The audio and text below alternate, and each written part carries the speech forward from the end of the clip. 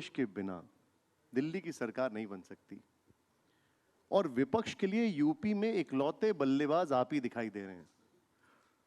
आप चौके छक्के लगाएंगे तभी मैच जीत पाएंगे, और जब चौके छक्के लगाने की बात होती है तो थोड़ा बहुत दबाव भी आ जाता है अक्सर बल्लेबाज पर। आपको वो दबाव कुछ लग रहा है क्या? सबसे पहले मैं धन्यवाद देता हूं आपका। और उत्तर प्रदेश, क्योंकि सबसे ज़्यादा लोकसभा की सीटें यहाँ से आती हैं, तो उत्तर प्रदेश की जनता की जिम्मेदारी भी उतनी बड़ी बनती है। 80 लोकसभाएं हैं, 79 में हम लोग जीत रहे हैं, एक क्यूटो में हम मुकाबले में हैं।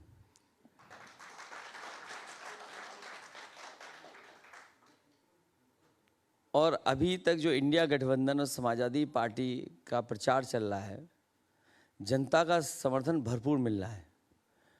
जनता में नाराज़गी है भारतीय जनता पार्टी के खिलाफ।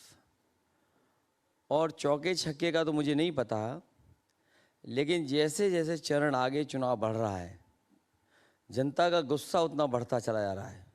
आप देख लेना, जब ये चुनाव 7वें चरण में पहुंचेगा तो जनता का गुस्सा भी 7वें चरण पे इनके खिलाफ होगा।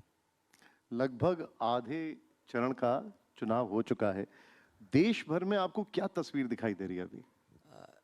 4 चरणों के चुनाव में भारतीय जनता पार्टी और उनके सहयोगी लोग चारों खाने चित हो चुके हैं।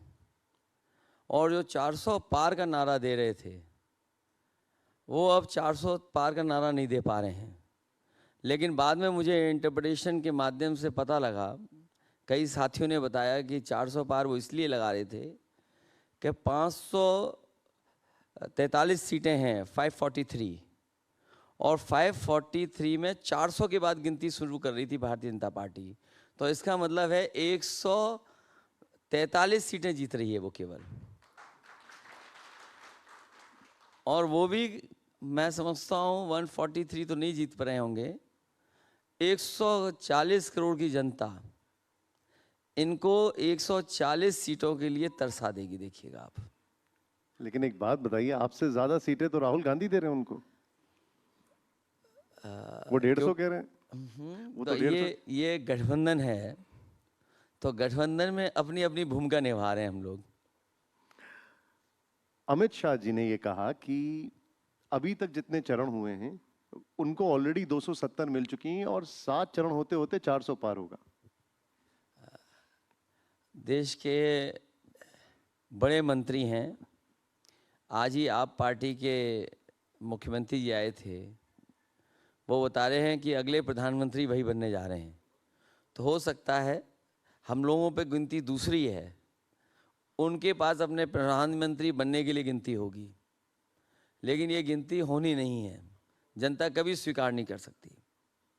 अच्छा, आपकी तरफ से तो बड़ी अच्छी बल्लेबाजी चल रही है। मैं इसलिए पूछ रहा हूं क्योंकि आप क्रिकेट तो वाकई में अच्छा खेलते हैं, बहुत अच्छा खेलते हैं, लेकिन वो जो दूसरे नॉन स्ट्राइकिंग एंड पर हैं, जिनको आप स्ट्राइक रोटेट करते हैं, मैं बात कर रहा हूं कांग्रेस की, उनका आपको यूपी में क्या प्रदर्शन दिखता है? शुरुआती दौर में जो इंडिया गठबंधन बना, ये सच्चाई है कि समाजवादी पार्टी का संगठन है। समाजवादी पार्टी बहुत दिनों से लगातार जनता के बीच में और अपना संगठन ठीक करने के लिए काम कर रही है। लेकिन गठबंधन बनने के बाद ये जनता का चुनाव हो गया है, तो समाजवादी पार्टी कांग्रेस का उतना संगठन मजबूत नहीं है। लेकिन जिस समय इंडिया गठबंधन बन गया है, ये जनता का गठबंधन है, और जनता का गठबंधन और जनता चुनाव लड़ रही है इस बार भारतीय जनता पार्टी के खिलाफ। तो इसलिए कौन दल कहाँ मजबूत है, कितना मजबूत है, अब वो विचार करने की बात नहीं है। अब ये सवाल आएगा कि कौन कितनी सीटें जीत के जा चुका है। 79 सीटें हम लोग जीत रहे हैं, एक में मैंने कहा अभी क्यूटो में लड़ाई में है। अच्छा अखिलेश जी, ये क्यूटो है क्या? क्यूटो क्या है? ये क्यूटो एक सिटी है जहाँ से प्रधान सांसद जी चुनाव लड़ रहे हैं। तो वो तो शायद वाराणसी है, बनारस है।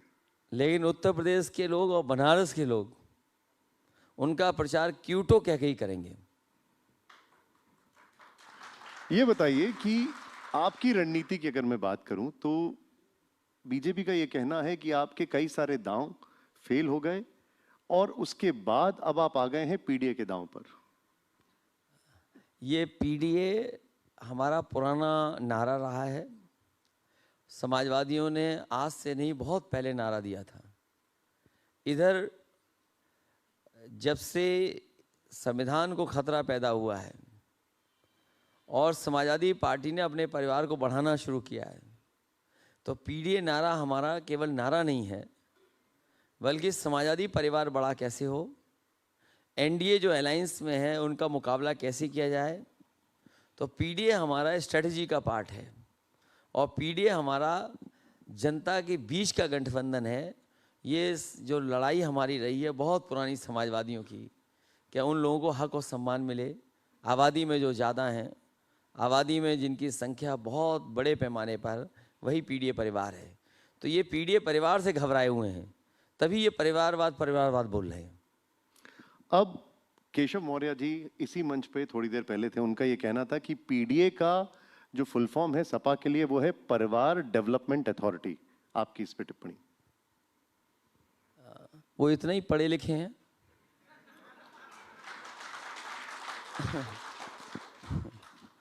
अब मान लीजिए इंडिया गठबंधन है, INDIA, वो इंडी बोलते हैं क्योंकि इतने पढ़े लिखे हैं वो।